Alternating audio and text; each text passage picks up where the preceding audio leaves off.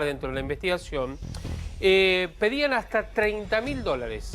El dinero que pedían era para darles seguridad, entre comillas, por supuesto, es de hasta $30.000 a distintos comercios, que ya estaban abiertos desde hace varios años inclusive también. Por eso se hizo toda una investigación en la cual hubo detenidos, o en la cual también hubo incautación no solamente de dinero, sino también de teléfonos celulares. Hubo seguimiento inclusive también de vehículos que habían actuado dentro de la misma banda y por supuesto también conjuntamente con algunas de las denuncias de los supermercadistas chinos. Recuerden ustedes que muchas veces este tipo de delito es complicado de investigar debido a que las víctimas, por temor, porque conocen a las tríadas chinas, a la mafia china en sí, no quieren hacer la denuncia. Y en muchos casos, inclusive también, cuando hay detenidos, la policía, en especial la Policía Federal, también en la ciudad, que tiene una división pura y específicamente para este tipo de delitos. ¿Por qué? Porque tienen conexiones y además tienen personal que habla el idioma chino, tiene varias variantes. Bueno, acá lo que hicieron es justamente empezar a desandar ese camino con un juez federal inclusive también, y a propósito de esto, las detenciones y todos los allanamientos que se han realizado. Las mafias chinas acá en Argentina, a pesar de que en muchas ocasiones han dicho no están instaladas, no es que están instaladas, sino que hay distintos y pequeños grupos que inclusive algunos de ellos vienen desde China para ayudarlos a cometer el delito, es decir, a buscar el dinero de los distintos supermercados. Bien, gracias Javi.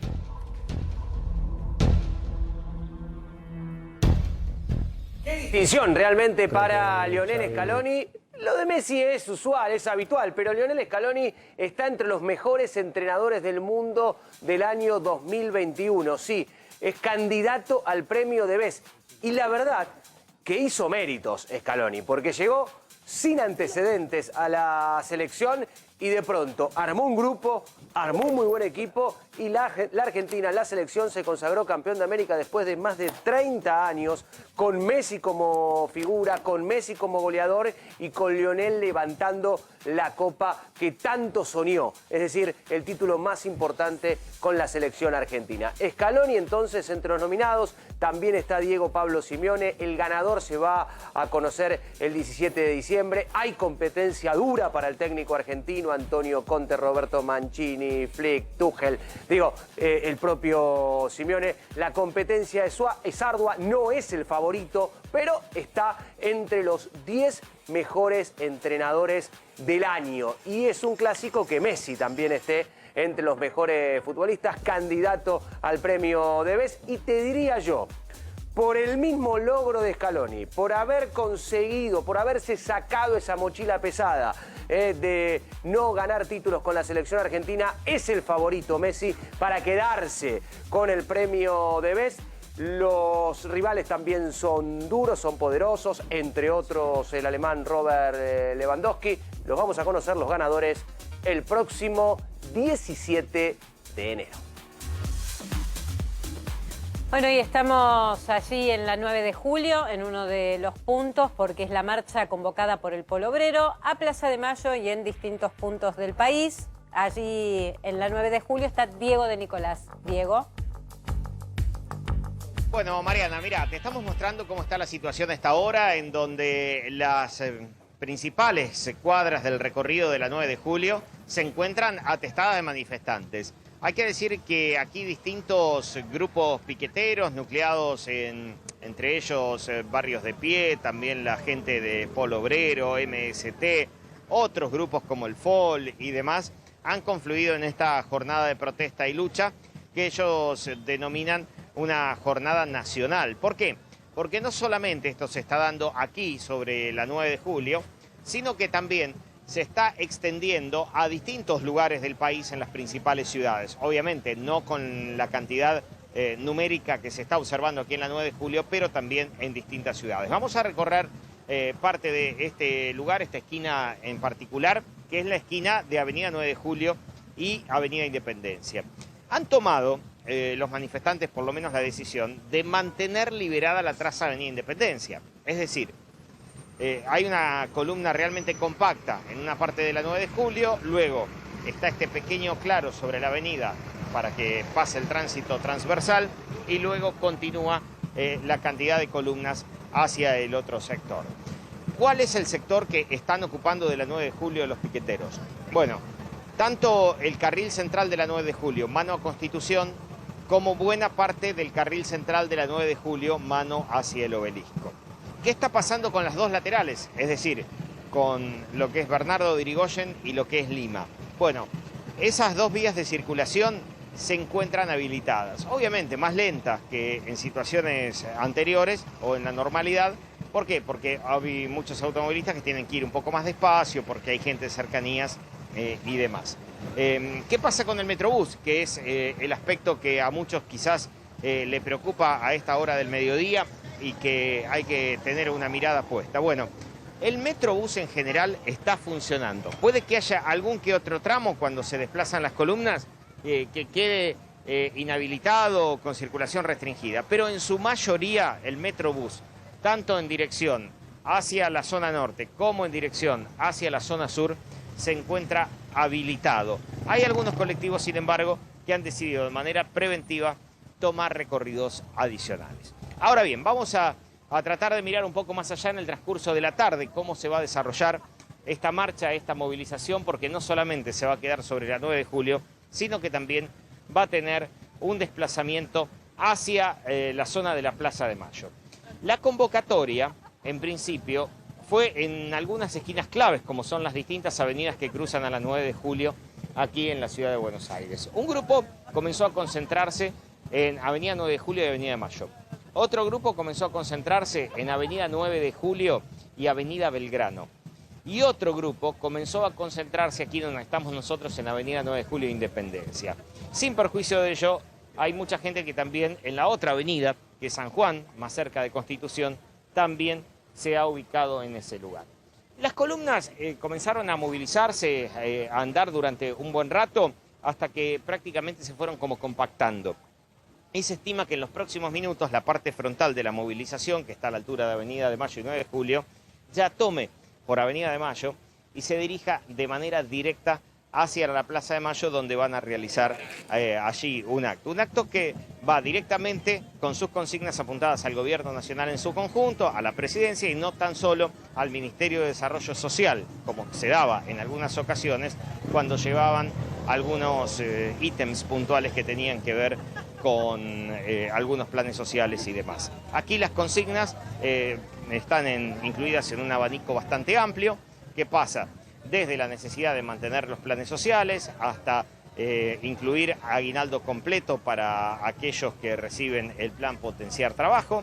También están reclamando asistencia para los distintos comedores del conurbano que estas agrupaciones mantienen de manera habitual.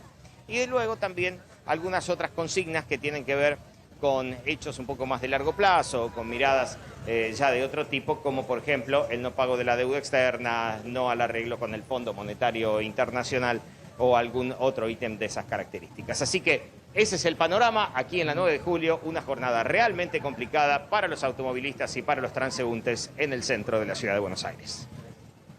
Bien, muchísimas gracias, Diego. Quédate ahí un segundo, por favor. Ya estamos en el horario de Maxi Mediodía. En un ratito se incorpora Maxi Montenegro. Mientras tanto, nosotros los acompañamos con muchísima información que hay en este martes con ritmo de lunes, ¿no? Toda la energía de un lunes pareciese que nos aborda durante este martes. ¿Hasta qué hora, Diego, calculan que van a permanecer las movilizaciones? ¿Hasta qué hora va a estar colapsado el centro porteño? ¿Tenés esa información?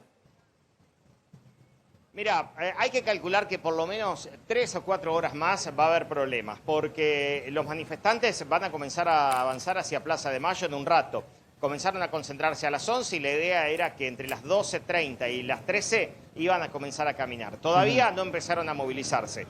Seguramente en el próximo rato comenzarán a hacerlo. Esa movilización y esa caminata durará, calculemos, entre 1 y 2 horas. Luego el tiempo que están en Plaza de Mayo y posteriormente la desconcentración. Así que por lo menos 3 a 4 horas más va a haber que estar atentos para movilizarse por el centro. ¿Se prevé que algunos de los dirigentes que están impulsando esta marcha hagan uso de la palabra? ¿Está previsto algún escenario donde, insisto, algunos de los dirigentes que están motorizando esta marcha den un discurso? Sí, es probable que puede ser Eduardo Beliboni o algunos de los otros dirigentes así de referencia nacional de estos grupos piqueteros dirijan la palabra, aunque no lo harían desde un escenario así montado de manera formal. Ellos utilizan habitualmente en este tipo de movilizaciones algunos escenarios montados sobre camiones o sobre trailers. Y mira, Carlos, te doy ahora una información para ir actualizando lo que veníamos narrando. Parece ser que las movilizaciones ya comienzan la caminata, ¿eh? En estos momentos empiezan ahora sí a caminar rumbo a la Plaza de Mayo. Ahí las columnas ya salen de ese letargo de los últimos minutos en donde estaban esperando una orden de avanzar. Ahí ya están avanzando ya rumbo a la Plaza de Mayo. Bien, perfecto.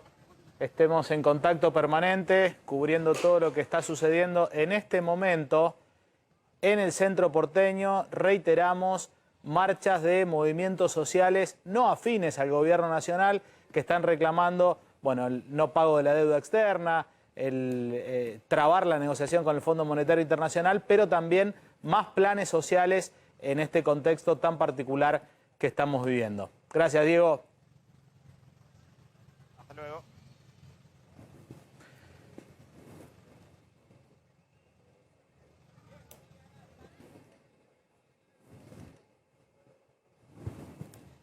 Bien, ahí estamos viendo el tremendo movimiento en el centro porteño. Claudio Slotny, ¿cómo estás? Muy buenos días, muy buenas tardes. Muy buen día. Bueno, una agenda económica también muy cargada en este martes, porque hoy lo que tendremos es el tema precios, como una de las primeras planas, porque ahí el secretario de Comercio Interior, Roberto Feletti, tiene reuniones donde intentará cerrar justamente acuerdos de precios, ya no con los grandes supermercados, con los cuales tiene un acuerdo que está vigente de acá hasta el 7 de enero, sino tiene compromisos con los mayoristas, los pequeños comercios, los autoservicios chinos y también con el sector de la carne, con quienes intentará justamente llegar a un nuevo acuerdo de precios después de la fuerte suba que tuvimos en las últimas horas. La convocatoria para el sector de la carne, toda la cadena, está prevista para mañana a la tarde. Allí irán los frigoríficos, las carnicerías, los supermercados también.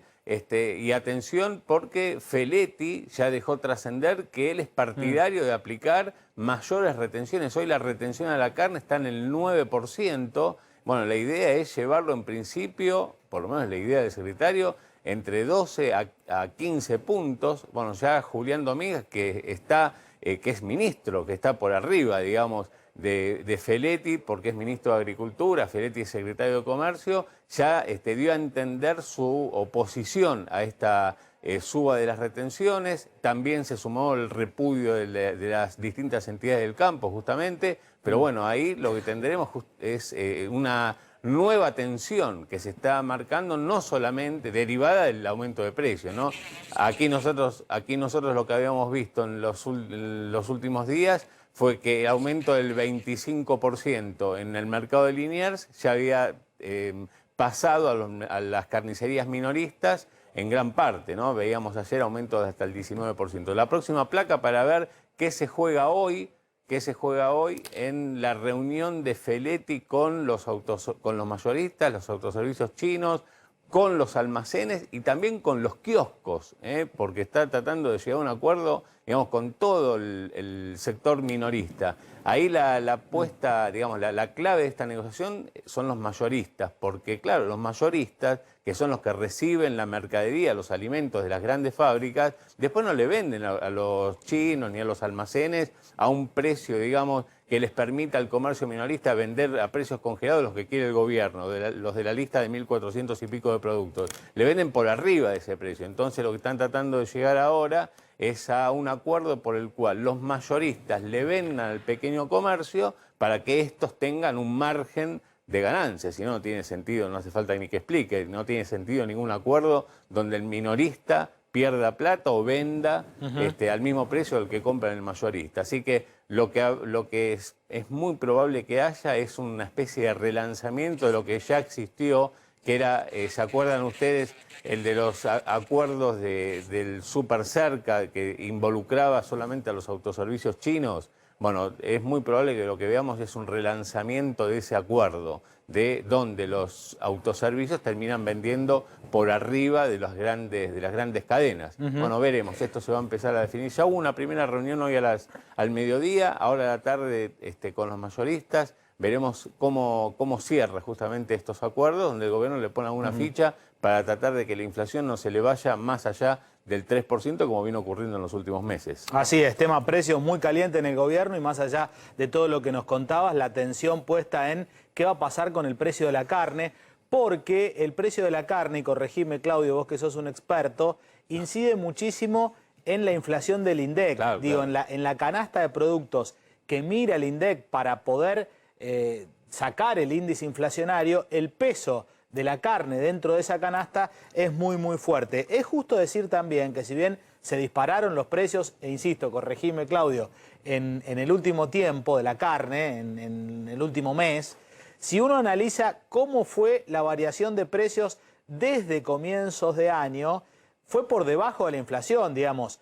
El problema radica en que se dispara ahora el precio de la hacienda en pie, el precio de la vaca viva y el precio de la carne en las carnicerías. Pero cuando uno analiza el valor desde comienzos de año, no es que se ha disparado tanto por encima de la inflación, ¿o estoy equivocado? No, hasta el mes pasado el aumento, desde enero hasta el mes pasado, era del 37% la carne contra una inflación que estaba algunos puntos por encima, 41%.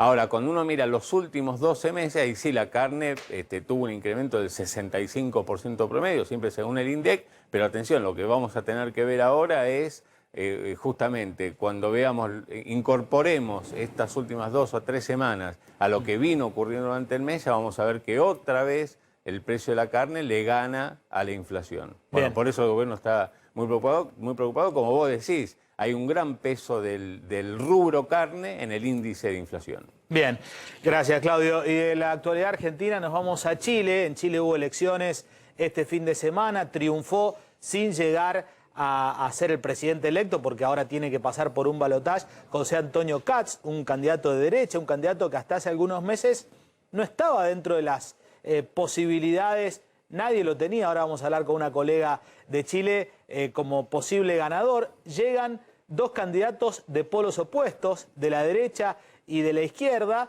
y hubo algunos cortocircuitos con el gobierno argentino a raíz de algunas declaraciones del embajador Bielsa. Ya está con nosotros Maxi Montenegro, pero te doy la bienvenida. Ángela Bustamante es colega, está en Chile y es quien nos va a contar qué está pasando y qué pasó durante el fin de semana en el vecino país. Sí, gracias Carlos. ¿Qué tal? Muy buenas tardes a todos. Tuve una complicación para llegar acá al programa, pero bueno, ya estamos. Vamos a hablar en un ratito de lo que pasó con el atentado a Clarín, las bombas Molotov que tiraron al edificio del grupo Clarín, un tema muy delicado. También lo que pasó en Rosario, atención, que nada que ver con lo anterior, pero sí es un tema que tiene mucha preocupación y que ha dado vuelta a la política porque ya hay balaceras a locales comerciales, gastronómicos, ha habido estaciones de servicio, incluso a escuelas.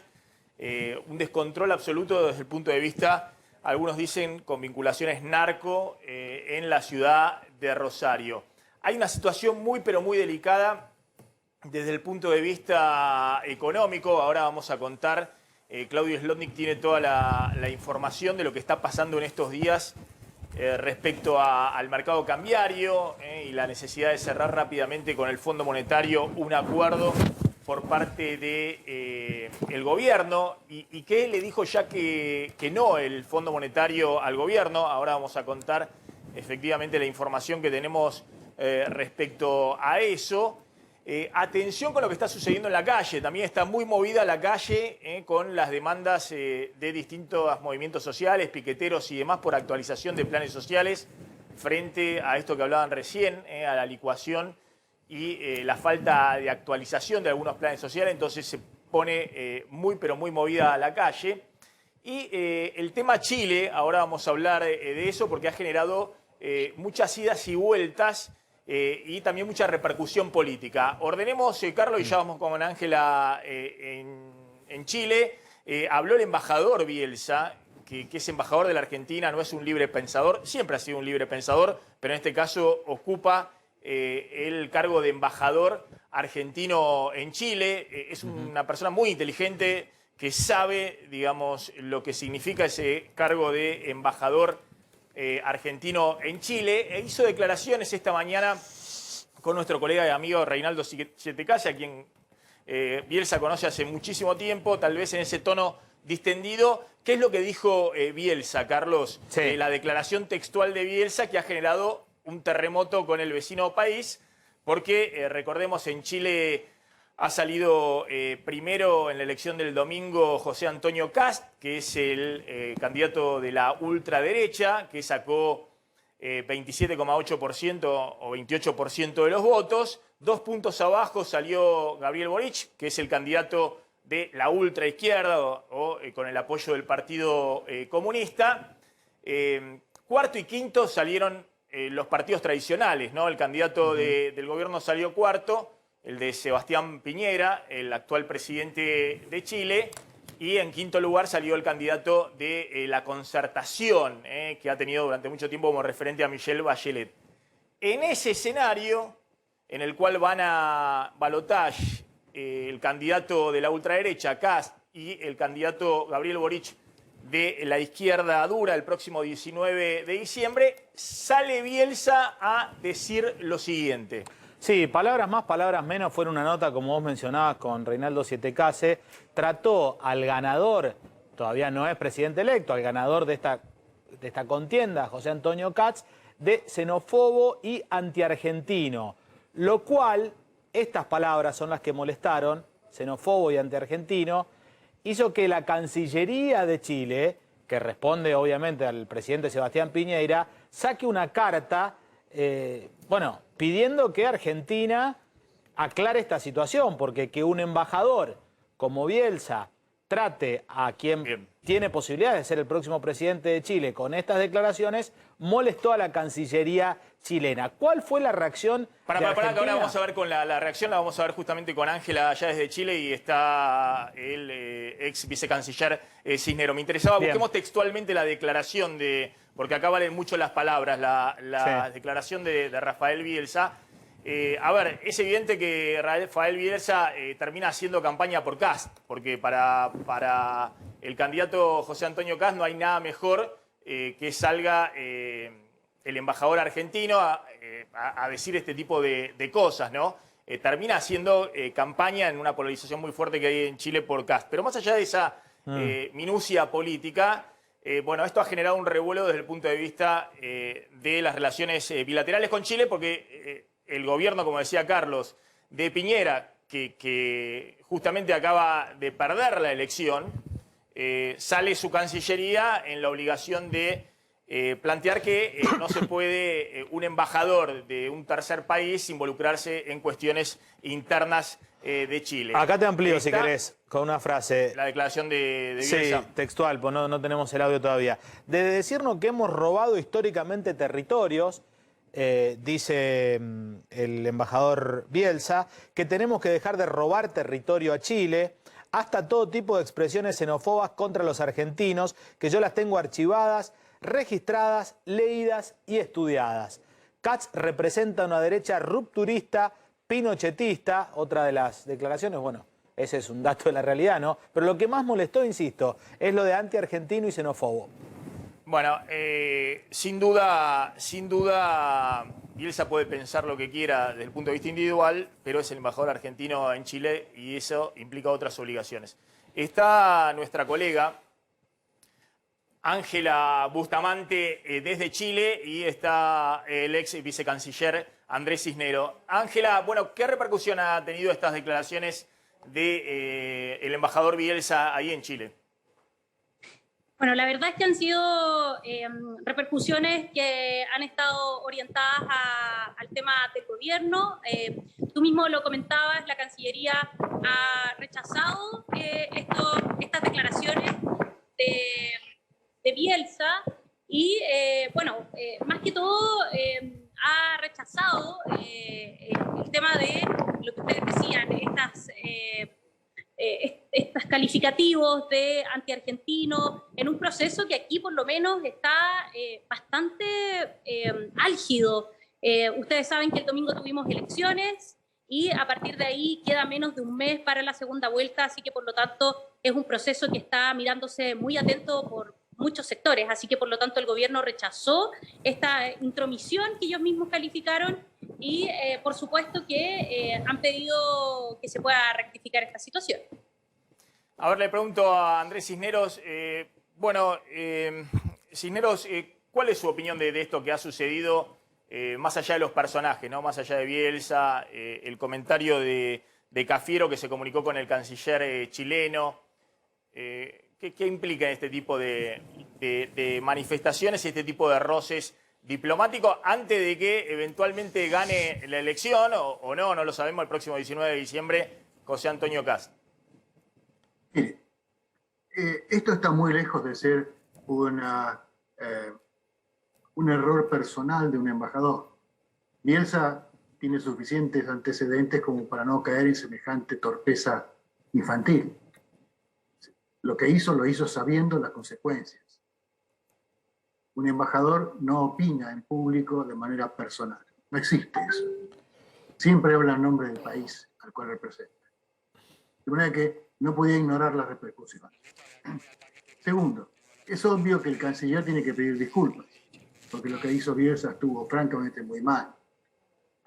Pero lo que sucede es que el mundo mira cómo la Cancillería argentina tiene como una doble vara de medida.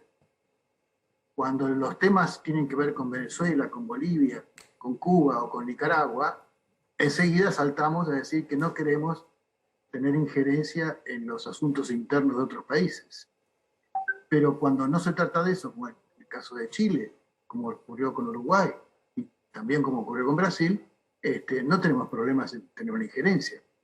El presidente de la República acompañó a pie a Evo Morales regresando a Bolivia, cruzando la frontera.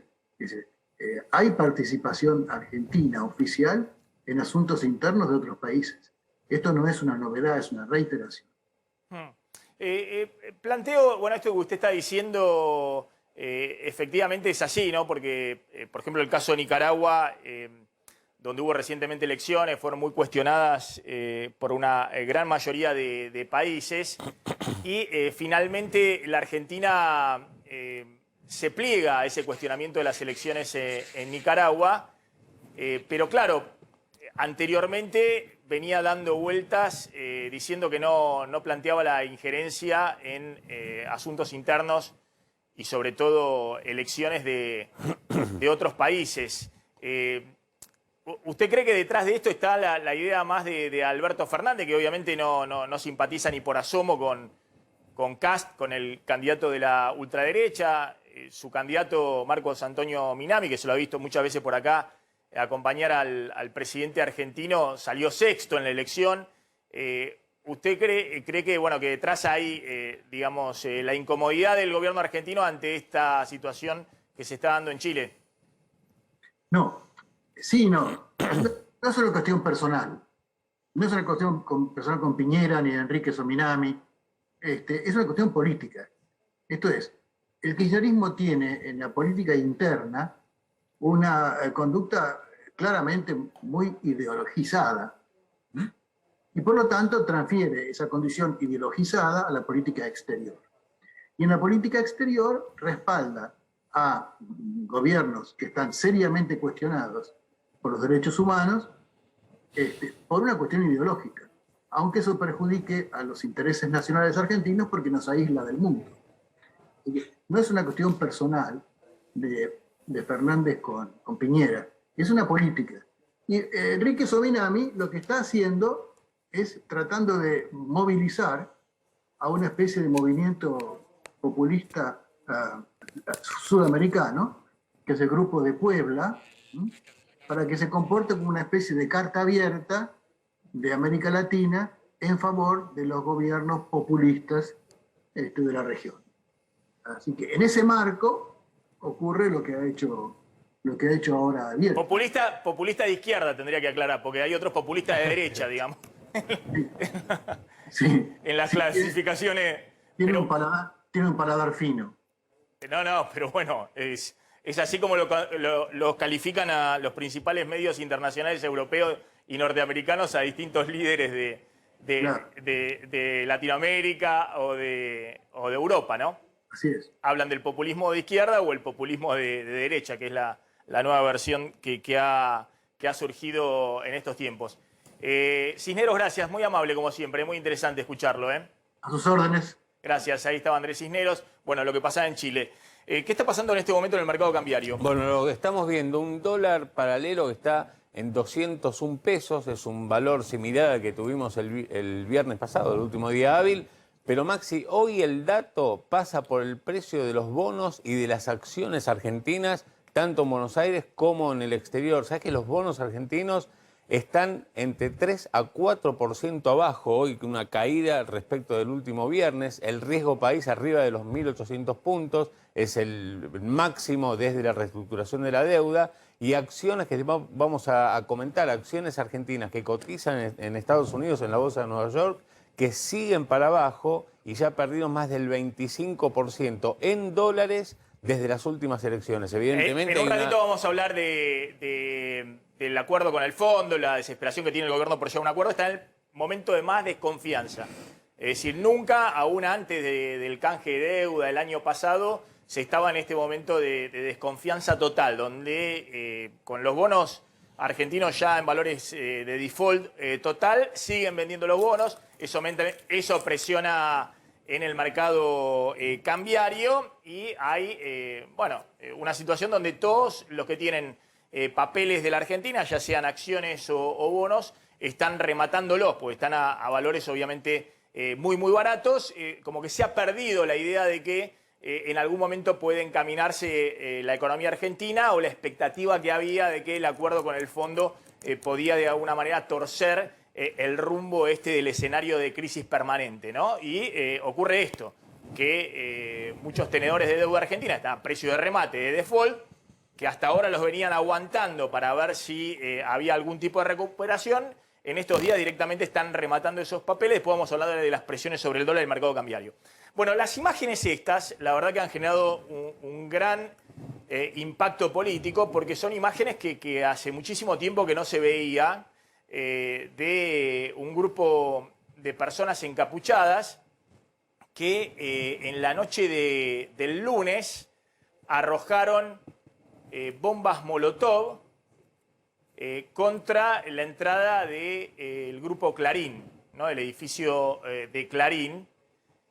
La verdad que son imágenes muy impresionantes. Fíjense que antes pasaba un colectivo. Esto podría haber generado una tragedia directamente. Por suerte no hubo heridos ni víctimas, pero la verdad que genera gran conmoción que esto esté sucediendo en este momento en una democracia como la Argentina.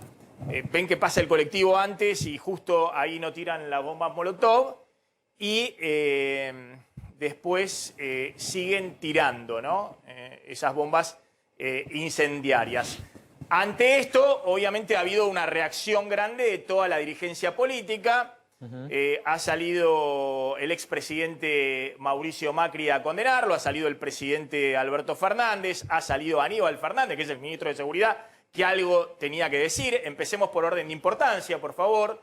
Primero el ministro de Seguridad, que algo tiene que decir respecto a un hecho como este, que ha salido efectivamente a hacer lo mínimo que se puede hacer en estos casos, que es condenar este tipo de, sin medias tintas, este tipo de atentado. Repudio el ataque, el grupo Clarín en la sede de Calle Piedras, con bombas Molotov, producido el lunes por la noche, donde al menos 9 personas encapuchadas arrojaron explosivos a las oficinas. Confío que se identifiquen los autores y se los sancione. Después de Aníbal Fernández también salió el presidente Alberto Fernández. Me parece que en una línea más o menos similar. Quiero expresar nuestro repudio al episodio ocurrido frente a la sede del diario Clarín. La violencia siempre altera la convivencia democrática. Sí. Esperamos que los hechos se esclarezcan y los autores sean identificados a partir de la investigación que está en curso. Y salió también el expresidente Macri a condenar el atentado. Sí, la que acaba de retuitear también, y no es un dato menor. Ahora lo contamos. Digamos primero Macri, ¿qué dijo? El ataque a Clarín es un gravísimo intento de amedrentar al medio y a toda la prensa, un hecho inaceptable que recuerda las prácticas violentas del pasado. Repudio la agresión y envío mi solidaridad, dijo el expresidente. Que el gobierno y la justicia aclaren lo sucedido y detengan a los responsables, dijo Mauricio Macri. Pero lo que te quería contar... Sí, ahora Maxi, contémoslo y mostrémoslo, por favor, en la gráfica. Así lo podemos acompañar con la gráfica. Dale. Bueno, salió la reta también, obviamente, todo el arco opositor fundamentalmente. Pero el dato de recién es que Cristina Fernández de Kirchner acaba de retuitear un tuit de la Cámpora, el movimiento político más afín a Cristina Fernández de Kirchner. ¿Qué puso la Cámpora respecto a este tema? La convivencia democrática, que se ve severamente afectada por la promoción de los discursos de odio, debe ser cuidada por todos los argentinos y argentinas. Y después arma Maxi un hilo de tweets donde repudia y condena firmemente el ataque perpetrado por encapuchados contra la sede del Grupo Clarín, dice registrados en un video, pero empieza también a recordar todos los episodios similares que sufrió el Frente de Todos en otras situaciones. En el segundo hilo dice: en mayo de este año, la sede del Frente de Todos en Bahía Blanca sufrió un atentado con un artefacto explosivo, afectando edificios vecinos. No hay registro audiovisual, pasaron 183 días, no hay avances en la causa y el hecho permanece impune. Pero el dato que marca la Cámpora, y no es un dato menor que sea Cristina Fernández de Kirchner quien retuitea esta posición, un poco diferente, si querés, a la posición de Alberto Fernández y de Aníbal Fernández, que se limitaron a condenar el hecho y exigir que aparezcan los responsables. Lo que dice la Cámpora y a lo que se plega Cristina, Maxi, es que esto tiene que ver con un discurso de odio que se genera desde la clase política. Atención con esto. Arriba de todo, ¿ves? La convivencia democrática, que se ve severamente afectada por la promoción de los discursos de odio, dice la Cámpora. Dice la clase debe política, ser cuidada por todos los está argentinos sugiriendo desde los medios de comunicación. y argentinas. Sí, la clase... Bueno, viste que la Cámpora muchas veces, esto es información, mezcla un poco porque considera que parte de los medios de comunicación están jugando en política. A ver, lo que hay que tener en cuenta acá es claramente la condena que hace el ministro de Seguridad, la condena que hace Alberto Fernández y el arco opositor de la política, me parece que se diferencia claramente de lo que dice este comunicado de la Cámpora que retuiteó Cristina Fernández de Kirchner. Correcto. La convivencia democrática, que se ve severamente afectada por la promoción de los discursos de odio, debe ser cuidada por todos los argentinos y argentinas. Y después dice: por ello repudiamos y condenamos firmemente. A ver, hay algo que no se entiende. Más allá de que pueda haber periodismo militante, ya sea desde el propio oficialismo o en posiciones y en posturas muy opositoras o antikirchneristas del otro lado. Lo que se tiene que entender es que los medios de comunicación, salvo en los países como China, qué sé yo, Cuba, Rusia, no sé, por ahí se me escapa.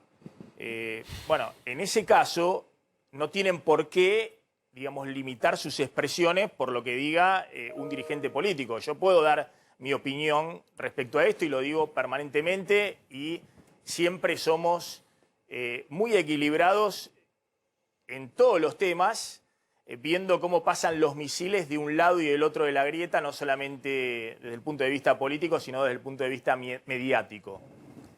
Ahora, acá estamos hablando de 9 personas encapuchadas que fueron a tirarle bombas Molotov en un país donde efectivamente prima la democracia, como es la Argentina, a un medio de comunicación.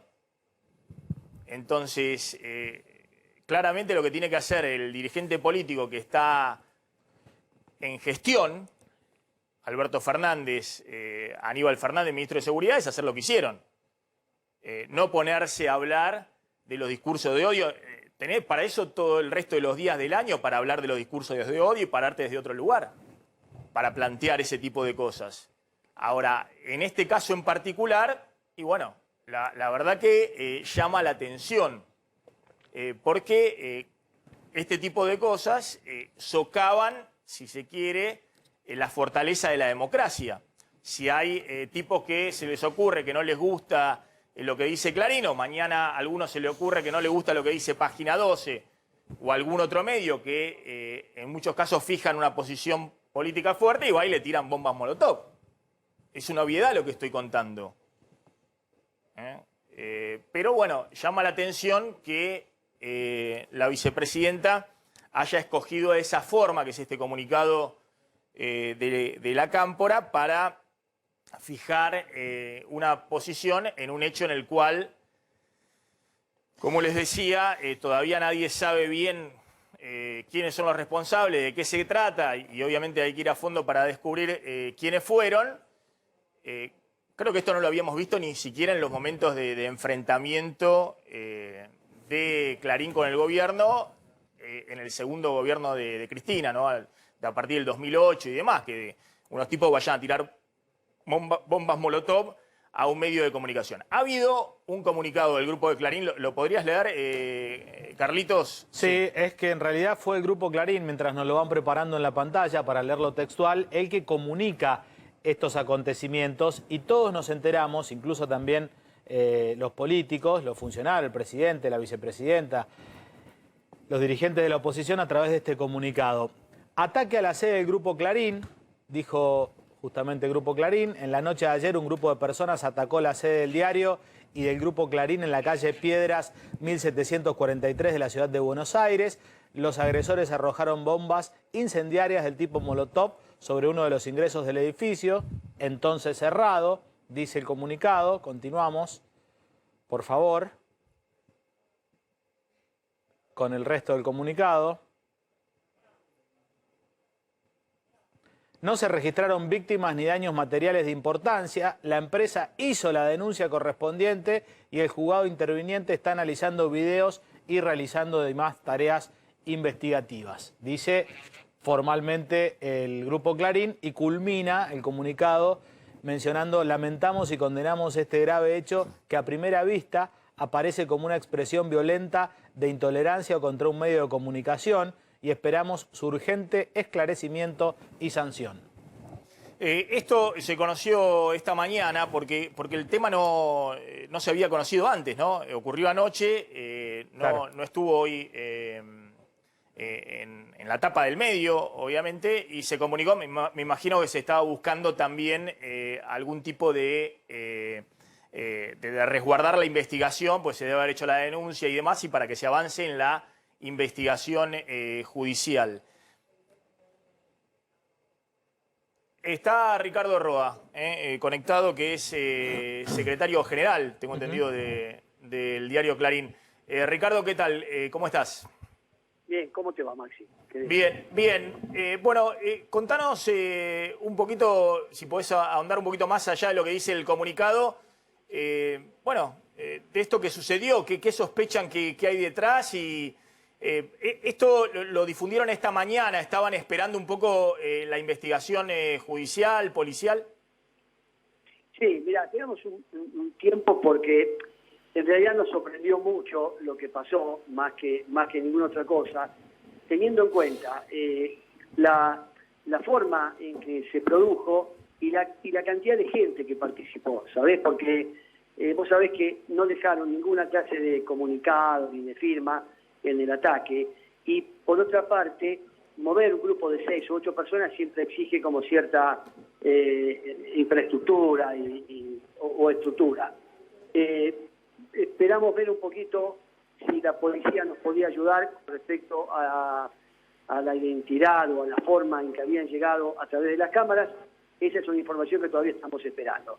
Lo que te puedo decir es que pensamos, como todos, dónde puede venir esto. No le encontramos realmente una explicación. No hay un clima de violencia, para decirlo de alguna manera, que permita explicar esto.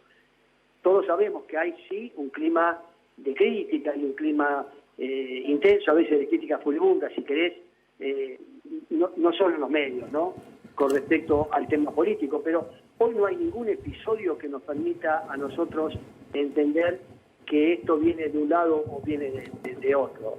Y está claro en la forma en que reacciona la sociedad política. La sociedad política ha entendido esto, yo creo, no como un ataque medio, que no es, sino como un ataque en general a los medios, porque esto que nos pasa a nosotros le puede pasar a cualquier medio si es que este grupo que lo ha hecho se plantea de que la actividad periodística, la actividad de los medios es incompatible con lo que ellos entienden el funcionamiento de la sociedad. Sabés que, claro, lo que vos decís es interesante porque esto no es en medio de una campaña electoral. Acá se votó ahora hace 10 días que hubo una votación. Digamos, tampoco estamos en un momento, no sé cómo lo perciben ustedes, donde haya máxima tensión como hubo en algún momento después de la 125 y la crisis con el campo y demás. Y no tienen, en este contexto que vos decís que llama mucho la atención, no hay ninguna pista, ningún indicio de por dónde puede venir esto. No hay nada. Si participó un grupo de 6 o 8 personas, yo confío en que haya, no hay ahora. ¿Y qué hay de clima, Maxi?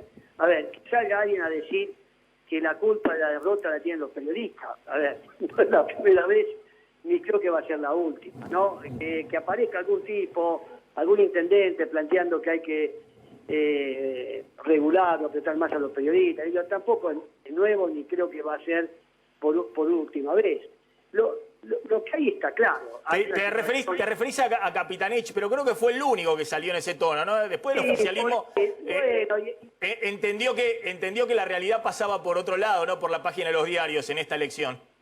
Por eso, pero digo, que salga a decir después de una derrota que la culpa la tiene el periodista, bueno, qué sé yo, no sé, quizá él le sirva, pero como decís, se terminó la elección, se terminó el debate, pasó lo que pasó y la verdad es que no hay un tema hoy en la sociedad que pueda fácilmente ser identificado con esto. No lo hay. Hay situaciones sí, de mayor tensión en un lugar que otro, hay peleas o temas que van a seguir en los próximos días, por supuesto, pero esto está como a contramano. Por eso nosotros decimos, mirá, con la violencia no se puede ser Corea del Medio, con la violencia hay que estar en contra, siempre estar en contra. Después, las posiciones que tenemos respecto de los temas que están en debate, que sean las que sean.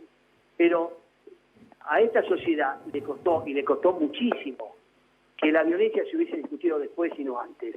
Porque esto es lo grave, me parece, que no se tome desde el punto de vista de lo que representa la violencia, la necesidad de pararla. Y creo que por eso está muy bien que salgan todas las agrupaciones a plantear esto es incompatible con el sistema de vida democrático. Está claro. Ricardo Roa, gracias, muy amable como siempre. Ahí estaba el editor general de Clarín, bueno, planteando un poquito la posición de esto que había surgido inesperadamente como noticia esta mañana. Insisto el punto, y me parece que un poco lo hablamos ahí.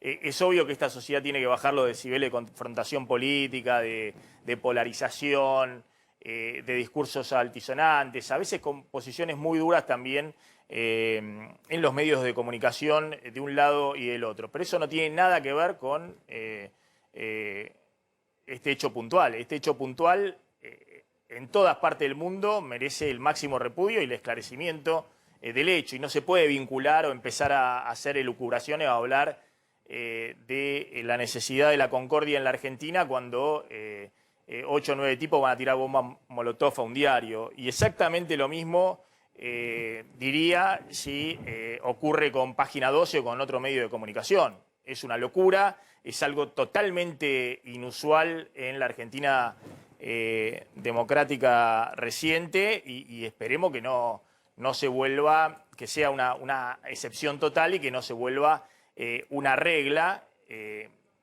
primero para dirimir conflictos políticos, digamos. No ha habido violencia política en la Argentina de manera notoria, sí ha habido confrontación verbal muy, muy grande y mucho menos orientada hacia los medios de comunicación. Ya vamos a hablar de Rosario, ya vamos a hablar del tema FMI y la negociación con el gobierno, en qué estado está, pero está Alfredo Cornejo, presidente de la Unión Cívica Radical. Cornejo, ¿qué tal? ¿Cómo está? ¿Cómo está? ¿Qué tal? Bien, muy bien. Bueno, ¿cómo está viendo la situación esta post-elecciones? Y bueno, este escenario que se ha planteado con un gobierno que trata ahora de posicionar la gestión en la negociación con el fondo y una oposición que tuvo un triunfo contundente, un triunfo claro en la elección, pero hay toda una discusión respecto a bueno, cuáles son los liderazgos, cómo se sigue ahora, cómo se plantan frente al gobierno. Bueno, sí. Pero antes de profundizar sobre eso, me gustaría decirle que sí hay algunos hechos de violencia política que son lamentables. Por ejemplo, esta mañana, hace breves horas, menos de una hora, otra vez ahí estamos por levantar las imágenes en Twitter, frente al municipio de La Rioja, la capital de La Rioja, otra vez representantes que dicen ser representantes gremiales, pero en realidad es gente que responde al gobernador Quintela, está hostigando a la intendenta de la capital, de mi partido radical, de Juntos por el Cambio, y estamos a punto de expresarnos. Hechos de violencia, golpes, contra la seguridad del municipio, descargan la basura en el lugar. Lo mismo que hacía Quintela en su momento como intendente con el gobernador de ese momento, Casas, lo está haciendo ahora como gobernador con la intendente Inés Brizuela y Doria, ¿no? Hay hechos de violencia. Por supuesto, esto de Clarín, hasta que no se identifiquen a los responsables, no podemos atribuírselo a nadie. Pero sin duda hay una carga pirotécnica, verborrágica de violencia por parte de sectores del gobierno, ¿no?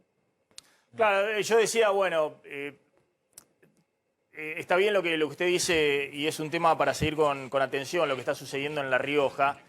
Pero si entramos en esa idea de que efectivamente hay violencia política en la Argentina, es un poco también el discurso de la vicepresidenta, que dice, no sé, enumera ahí en el tuit ese que puso la Cámpora, a ver si lo podemos poner, que hubo unidades básicas que fueron también atacadas, pero bueno, también ha habido hechos de comités o centros políticos de la oposición y demás. Me parece que es un poco desviar un hecho que la verdad que es un hecho inusual, ¿no? No habíamos tenido un hecho así hace muchos años, ¿no?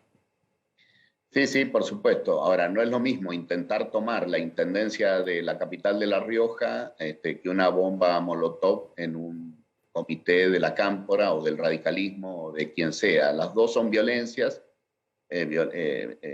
son hechos repudiables y en ese caso creo que merecen el repudio de todos, ¿no? Es decir, y también de un medio de comunicación. Ahora,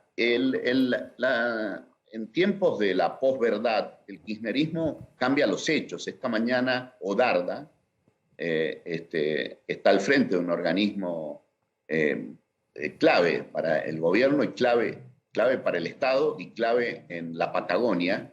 Acaba de decir que Maldonado lo mataron. O sea, volvió a decir que Maldonado, los hechos tienen que superar a las opiniones, ¿no? A Maldonado no lo mataron, se ahogó, lamentablemente, pero los hechos quedaron probados en todas las instancias, ¿no? Entonces, cambiar las palabras genera una dificultad para el diálogo, para el entendimiento, para buscar lugares comunes. Cambiar los hechos solo con palabras no permite llegar a entendimientos, ¿no? Y el kirchnerismo y parte del kirchnerismo, la cámpora y demás son muy propensos a cambiar los hechos, ¿no? Entonces, o a relativizarlo. Todo es la teoría de los dos demonios, ¿no? Es decir, da lo mismo una cosa que otra, da lo mismo, y no es así, ¿no? Es decir, me parece que tenemos que concentrarnos en los hechos. Le hago una sola pregunta respecto a esto que decía del escenario, de cómo sigue la situación. ¿Usted ve que hay posibilidades ahora en diciembre de que haya en el Congreso algún tipo de diálogo político para ver cómo se encausa la situación económica, que yo creo que en este momento es la prioridad, o debería ser la prioridad absoluta? Debería ser la prioridad absoluta, y creo que siempre es el tiempo para el diálogo, nunca es el tiempo para la confrontación, es el tiempo para el diálogo. Sí creo que estamos en una etapa donde primero debe construirse ese espacio para ese diálogo. El gobierno no puede convocar al diálogo de la misma forma que responsabiliza a la oposición de los problemas económicos del país, sino crear un clima también para eso. También creo que el gobierno debe cerrar filas a su interior, ¿no? Por ejemplo, un tema clave, acuerdo con el fondo. Debe tener definiciones y dar detalles de cuál es la carta de intención que va a negociar con el fondo. Y en base a eso, si tiene el acuerdo de Cristina Fernández de Kirchner, si tiene el acuerdo del Frente de Todos, ¿por qué no sentarse a conversar sobre la carta de intención del Fondo Monetario? Por poner un tema central y que tiene mucha, digamos, da mucha tela para cortar, pero algo concreto, para no hablar en abstracto del acuerdo. Ese es un punto, pero no me parece que estén hablando claro entre ellos. Bien. Lo que trasciende del acuerdo con el fondo, no creo que Cristina tenga los detalles del acuerdo con el fondo, y no creo que Cristina esté dándoles el aval. Una vez con el aval de Cristina, ¿por qué no conversar con la oposición? Bien, Cornejo, le agradezco, muy amable como siempre. Está el gobernador el ex gobernador de Mendoza, Alfredo Cornejo. Ya vamos a ir con el tema FMI, vamos a hablar con Juan Carlos Torres, con Héctor Torres, un hombre clave que estuvo en el FMI, para ver qué está pasando y qué le dijo el FMI ya que no a la Argentina, y qué puede acceder el fondo en base a las pretensiones que tiene en este momento el gobierno argentino. Vamos a Rosario, donde ocurrió, la verdad, que otro hecho impactante. Las imágenes hablan por sí solas.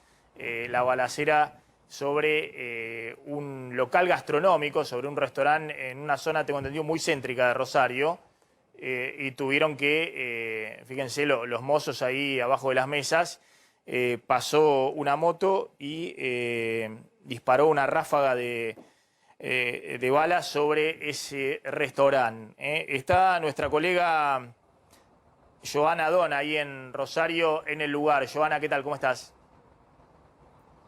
Hola Maxi, ¿cómo te va? Muy buenas tardes. Así es, fueron 2 las balaceras efectuadas contra distintos restaurantes o locales gastronómicos de nuestra ciudad. Uno ubicado en 27 de febrero del 800, donde funciona una hamburguesería. Minutos antes de que disparen a cerca de las 11:30 y las 12 de la noche, ahí había un menor de 16 años junto a otro chico de 18 años que fueron heridos con las esquirlas de las balas. Fueron heridas leves, atendidas en el momento, llegó el CIES, los atendió ahí en el lugar, y minutos después directamente pasaron por acá. No es la misma persona en aquel hecho que les estaba contando, era una moto con 2 personas. En este caso es un hombre que, como bien se ven las imágenes en el video, viene circulando por Avenida Pellegrini. Avenida Pellegrini es el polo gastronómico por excelencia, porque sinceramente hay muchísimo tráfico. Imagínense un domingo en la noche, víspera de feriado. La verdad es que la gente venía acá a pasar el fin de semana, a comer, y por eso había más de 100 personas en este establo, que es una parrilla tradicional de Rosario. En esta parte que les estoy mostrando, donde se ve el asador, había un hombre que estaba, por supuesto, haciendo el asado, domingo a la noche. El sicario llega por esta misma vereda, estaciona la moto rojo ahí, le dice al chico del asado: loco, correste, que esto no es con vos. Y empieza directamente a efectuar disparos al ingreso del establo, donde les voy a mostrar ahora. Acá están los impactos de balas, fueron 4 los impactos de balas que ingresaron a este local comercial. Uno de ellos quedó acá en la madera, gracias a Dios, porque no terminó ingresando. Los otros, por supuesto, ingresaron al local. Joana, obviamente... La gente... Sí. Joana, obviamente, ¿por qué estamos cubriendo esto? Porque no es un hecho policial más. Esto ya ha tenido repercusión a nivel nacional, donde se habla de Rosario con todo el tema del narcotráfico, lo que está sucediendo, desde el punto de vista de que directamente pase, como vos decías, un sicario y dispare. En su momento se han visto episodios sobre el Poder Judicial, tengo entendido que se han visto episodios sobre estaciones de servicio, no sé si incluso en las cercanías de una escuela, y ahora directamente en un local restaurante, un local gastronómico, en un lugar muy pero muy concurrido en la noche rosarina. Entonces, esto ha generado reacciones. De hecho, la ex ministra de Seguridad, Patricia Bullrich, le está pidiendo medidas urgentes al gobierno nacional. Ha habido también cruces entre el intendente que quiere su propia policía local y el gobernador de Santa Fe, Omar Perotti. Bueno, esto ha generado todo tipo de repercusiones. No es un hecho policial más, no es que estamos cubriendo un hecho policial en Rosario. Sí, Bullrich se subió a este tema, es un tema, bueno, ella fue ministra de Seguridad y le mandó una carta, Maxi, al presidente Alberto Fernández, que después publicó en Twitter, donde le pide, ante esta situación de extrema gravedad, que la nación se involucre, y hace mención, Patricia Bullrich, a la Ley de Seguridad Interior. Dice en la carta que le manda, insisto, Patricia Bullrich al presidente Alberto Fernández, que en el artículo 3 de la Ley de Seguridad Interior se menciona el resguardar a la población ante situaciones así, y le da muchísima libertad al gobierno nacional para involucrarse e intervenir ante una crisis de esta naturaleza, Maxi. Bien, Joana, a ver, complétame desde el lugar, por favor, Joana. Maxi, para preguntarte si es un hecho de inseguridad más, se lo vamos a preguntar nada más y nada menos que a Osvaldo, el dueño del establo. Osvaldo, ¿qué tenés para decirnos? Muchas gracias por recibirnos nuevamente. ¿Qué te voy a decir? No, esto es una locura lo que pasó acá, pero bueno. Una persona que te tire tiro a un lugar sin tener nada que ver con nada es impresionante, pero no se sabe de dónde viene, no nos amenazaron para nada, no nos mandaron ninguna notita como suelen hacer, pero bueno, nada, qué sé yo. Pasó, gracias a Dios no se pueden lamentar víctimas, solamente un mozo con un rasguño de una esquirla de la bala, nada más que eso. Pero bueno, ya está descansando en su casa, está bien, está fuera de peligro, y bueno, y gracias a Dios que no pasó nada acá adentro. Osvaldo, te hago una sola pregunta. Contábamos que, bueno, que Rosario está haciendo noticia a nivel nacional por todo lo que ha pasado con la banda de los monos, la discusión sobre el narcotráfico, por este hecho que empieza a ser habitual de que pasan dos personas en una moto y balean o la sede del Poder Judicial o el frente de una casa, una estación de servicio, la cercanía de una escuela, ahora locales gastronómicos. ¿Vos crees que es una intención de amedrentar a, no sé, a la gente que sale en este caso a cenar tranquilamente? ¿Es un mensaje donde hay por ahí las internas de la política? Yo contaba el intendente, el gobernador, el gobierno nacional. Mirá, yo lo único que te puedo decir es que no sabemos nada y nadie sabe nada, como vos bien dijiste, balean por balear, para implantar miedo, terror, qué sé yo. Pero bueno, estamos acá y vamos a ver cómo continúa esto. Pero bueno, estamos bien, ahora estamos un poquitito mejor, pero yo no sé lo que hace el gobierno. Nosotros nos dedicamos a trabajar. Claro, justo ahora que empezaba a moverse el sector gastronómico, ¿no? Y sí, la verdad que sí, porque venimos bastante castigados. Sí. Con la pandemia, con un montón de cosas. Primero con el 50%, después con el 70%, ahora con la totalidad. Y bueno, y que realmente te pase eso. Sí. Pero bueno, acá camina permanentemente la gente de seguridad. Pero yo no le puedo decir cómo tienen que ir a cuidar la calle. Eso se encargarán el ministerio. No, está claro.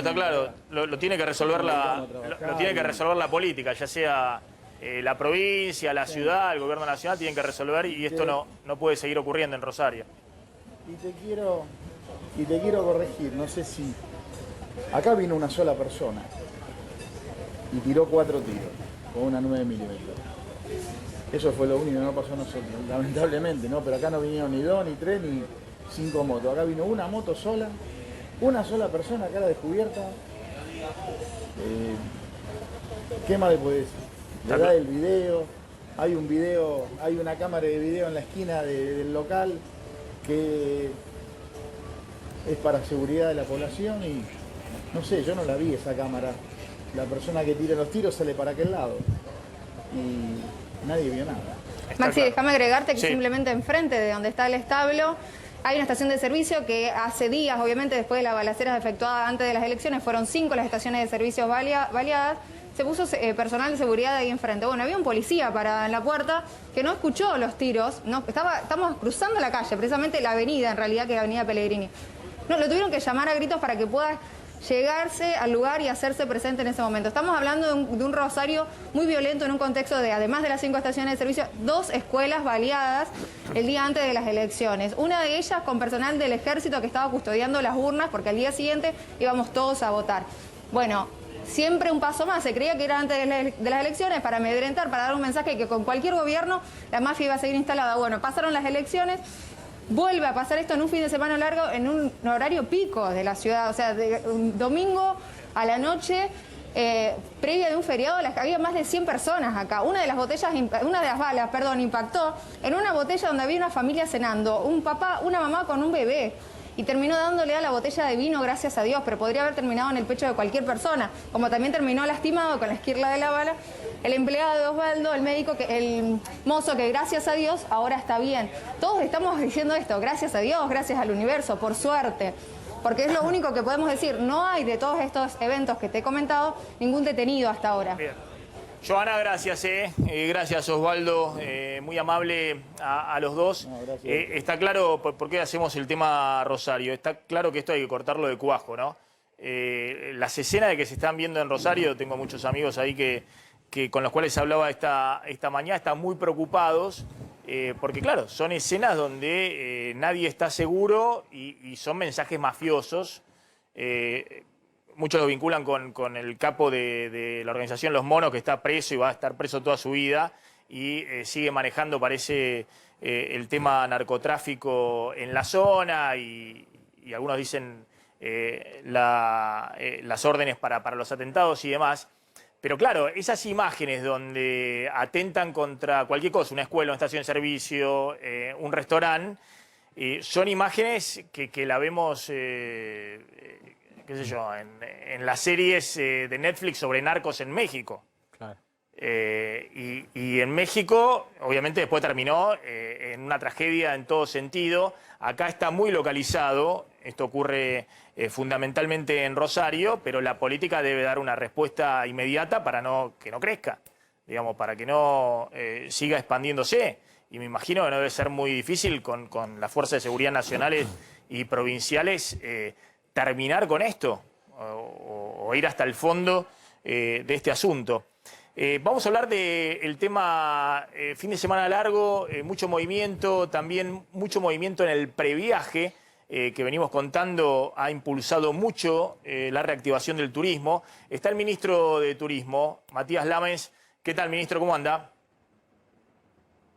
¿Qué tal, Maxi? ¿Cómo estás? Buenas tardes. Bueno, es así, hubo mucho movimiento este fin de semana, incluso hacían comparaciones, obviamente, no con el año pasado, sino con el 2019, y habían visto más movimiento en todo el sector turístico. Sí, es así, es así. La verdad que, bueno, por supuesto que se toma como parámetro el año 2019, 2018, los años de prepandemia para tener un parámetro sensato, porque el año pasado prácticamente no hubo movimiento. Y tenemos un 25% más de turistas, bueno, recorriendo nuestro país, un impacto económico de casi 12.000 millones de pesos, casi 4 millones de turistas también recorriendo los diferentes destinos de la Argentina, así que muy contento. Por supuesto que, como decías vos, muy impulsado por Previaje, la demanda muy sostenida por Previaje, que es un programa que la verdad que está dando un resultado bárbaro y que no solamente ha ayudado a sostener al sector en un momento tan complicado, sino que también además ya más de 2,5 millones de argentinos han contratado el programa para poder viajar. Creo que además es un claro incentivo para que la gente viaje por nuestro país, para que algunos que por ahí en otro momento se iban afuera o decidían pasar ese tiempo libre fuera del país, se queden en la Argentina, conozcan nuestro país. Eso es importante para la economía nacional, así que creo que el previaje también ha ayudado a eso. A ver, obviamente el turismo no puede escindirse de la situación general de la economía argentina. Es cierto que el dólar muy alto, el dólar de 200 pesos, es un incentivo muy grande para hacer turismo local y no irse a Uruguay, a Brasil o a otros destinos, por los cuales me imagino están esperando una temporada fuerte. Hacíamos la comparación con el 2019, que era un año ya, segundo año de recesión del gobierno anterior, ¿no? Segundo año de recesión. Ahora, respecto a otros años anteriores, ¿se puede hacer alguna comparación para saber cómo viene el movimiento turístico? 2018 también fue un año de recesión, pero respecto a 2017, no sé, 2015, ¿hay alguna comparación? Sí, por supuesto. Hay algunas comparaciones que son muy interesantes. Mirá, el fin de semana largo de octubre fue el mejor fin de semana de los últimos 10 años para Mar del Plata, por ejemplo. Así que tenemos algunos datos que nosotros nos indican que vamos a estar en valores, te diría, no solamente mejores que los años prepandemia, no solamente mejores que 2019, no solamente mejores que 2018, porque lo que vos marcás es absolutamente cierto, sino que vamos a tener la mejor temporada de los últimos 10 años. Y esto está cimentado no solamente en la expectativa, no solamente en el optimismo natural que yo particularmente tengo, sino también en los datos de previaje, donde vemos un nivel de reservas muy superior al que hay en general para esta época, y es lo que nos comentan también los operadores turísticos de cada uno de los destinos más importantes. Así que yo creo que vamos a tener un verano, te diría, de entre los más importantes de los últimos 10 años. A ver, el previaje obviamente hay un descuento del 50% sobre paquetes turísticos, de un reintegro de hasta 100.000 pesos. 100.000 pesos por adulto. Por adulto es una ayuda importante, me imagino, para el sector turístico. Pero también había muchas denuncias respecto a sobreprecios o maniobras, digamos, de alguna manera para quedarse con el incentivo, con el subsidio, digamos, para que no se beneficie el consumidor, el usuario, sino el proveedor de los servicios turísticos. Ahí trajimos unas placas donde una de las trampas, digamos, más comunes es, bueno, donde hay un diferencial de precios entre lo que cobra un prestador, si el turista va con el previaje o va a pagar con efectivo. Entonces le preguntan primero, usted, digamos, ¿qué quiere hacer? ¿Quiere pagar con tarjeta, el previaje, viene con plata en efectivo? Entonces hay diferencias de entre 50 a 100%, por ejemplo, en lo que cobran residencias u hoteles, digamos, en el tema alojamiento está básicamente concentrado estas maniobras o especulaciones sobre precios o avivadas.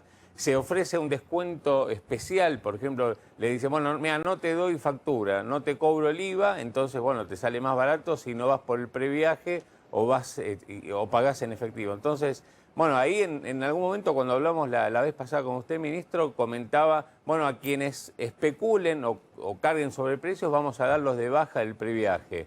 Pero bueno, finalmente está sucediendo. Está bien que hay 2,5 millones de inscriptos, pero está sucediendo esto de los sobreprecios, los sobrecargos. ¿Qué se está haciendo? Mirá, estaba esperando que termines de contar la situación y en un momento lo mencionaste como al pasar. Acá hay entre las muchas aristas virtuosas que tiene este programa, que hace más eficiente el gasto público porque el Estado Nacional recauda en la primera compra que hace el turista y vuelve a recaudar con la tarjeta, con el crédito que le damos. Está que todo ese excedente de pesos que hay no presiona sobre el dólar, sino que se queda en el mercado interno y va a consumo. Está que hemos sostenido un sector que es estratégico para el desarrollo de la Argentina. Está que muchos turistas que eventualmente se pueden ir al exterior se quedan en la Argentina también por este estímulo. Entre todas esas virtudes, no te mencioné todavía nunca, entre las veces que hablamos, que es la formalización, que es un programa que exige la formalidad de los prestadores, que exige factura. Y esto es determinante para la economía nacional, no solamente porque el Estado recauda más, sino también porque pone en igualdad de competencia a todos, sino también porque lo que nosotros tenemos que combatir, no solamente en el turismo, en toda la economía nacional, es la informalidad. La distorsión de precios que vos contás que sucede y lo que vos planteás que es absolutamente cierto, que pasa, que hay algunos prestadores que ofrecen algún descuento cuando se paga en efectivo y no con tarjeta, tiene que ver con que no quieren facturar. Esto se previene muy fácilmente. Cualquiera de los turistas que quiera contratar un paquete turístico, que quiera contratar un alojamiento, como vos decías, tiene que preguntar el precio. No importa con qué paga. Porque la verdad que es insólito esa pregunta, ¿no? No importa con qué paga. Si paga con tarjeta de crédito, si paga con efectivo, si paga con la tarjeta de previaje, el precio tiene que ser el mismo. Y ahí sí, si eso no sucede, lo tiene que denunciar inmediatamente y nosotros lo vamos a sacar del programa de previajes del prestador. Pero acá lo que le quiero contar, y está muy bien, y vos lo dijiste como al pasar, es que este programa lo que hace es exigir formalidad, es exigir que haya una factura. Y eso es bueno, como dije recién, no solamente porque el Estado Nacional recauda, y esos impuestos después se ven, digamos, en otras cuestiones que son importantes para el Estado Nacional, sino que también es muy importante por lo que te planteaba antes. Es muy importante porque pone en pie de igualdad a todos los prestadores turísticos. No es justo que compita alguien que paga sus contribuciones patronales, que tiene a sus empleados en blanco, que esos empleados tienen aportes, vacaciones, que paga ingresos brutos, que paga IVA, que esté en la misma condición que alguien que no paga absolutamente nada. ¿Tuvieron que dar de baja prestadores justamente porque ustedes los engancharon haciendo estas maniobras? Sí, en principio lo que hacemos es llamar para advertir y cuando vemos que la situación sigue sucediendo, damos de baja al prestador, sí, claro. Bien, ministro, le agradezco. ¿Tenés otra pregunta? ¿Tenías otra pregunta? Digamos, ¿cuál es el cálculo hasta ahora? ¿Se tiene algún indicio, algún número de cuánto ya se gastó con las tarjetas del previaje, con las tarjetas precargadas? Porque ya empezaron a funcionar. Sí, empezaron a funcionar ahora en noviembre. Todavía no es mucho el impacto que tienen las tarjetas precargadas. Sí hay un dato que es importante que no lo dijimos todavía, que es que el programa previaje multiplicó por 5 la facturación del primer año. El primer año se vendieron 10.000 millones de pesos y este año se vendieron 50.000 millones de pesos. Es un caso de éxito que se estudia en otros ministerios de turismo del mundo. Y lo que ya se usó todavía es insignificante porque la verdad que, si bien es cierto que los viajes del fin de semana de noviembre fueron muchos, también es verdad que mucho de ese crédito con la tarjeta le queda al turista para usarlo después, o en su ciudad de origen o en otro viaje. Así que todavía no son significantes los números que se usaron con la tarjeta de devolución. Sí lo que se vendió en noviembre, que fueron más de 8.500 millones de pesos. Está claro. No, y recordemos que, bueno, obviamente a veces se discute y se dice, bueno, ¿cómo estás dando 100.000 pesos de subsidio a alguien que está haciendo turismo? Pero recordemos que es uno de los sectores más golpeados, uno de los sectores que venía todavía, y no sé si está todavía por debajo de los niveles prepandemia en muchas ramas, y las opciones eran dos: darle un subsidio directo al operador o finalmente hacerlo desde el punto de vista del estímulo de la demanda, que es esto, que tiene obviamente el efecto multiplicador y también de regreso vía cobro de impuestos y de blanqueo para el sector público. Desde ese punto de vista, bueno, veremos más adelante. Por eso digo que es fundamental que la economía argentina se estabilice, porque si no, no se le puede poner pulmotor a cada uno de los sectores de la economía argentina. El sector turismo tiene un incentivo muy grande con lo que es este dólar libre muy alto, el sector turismo local. Me imagino que están esperando también todo el turismo receptivo, extranjero, que en algún momento va a ser muy importante para la Argentina. Sí, absolutamente, Maxi. Mirá, es la gran apuesta que tenemos, el turismo receptivo. Como decís, sin ninguna duda, hay que ser honesto, la cuestión cambiaria es determinante. Sí. Tenemos muy enfocado en esta primera etapa con el turismo regional.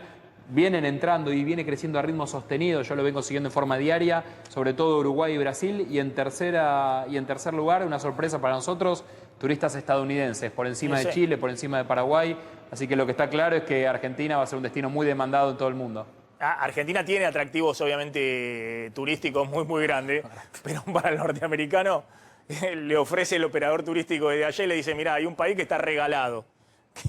Que desde el punto de vista vos venís con dólares y te sale todo la mitad de lo que te cuesta en Chile, lo que te cuesta en Brasil, en cualquier país de la región.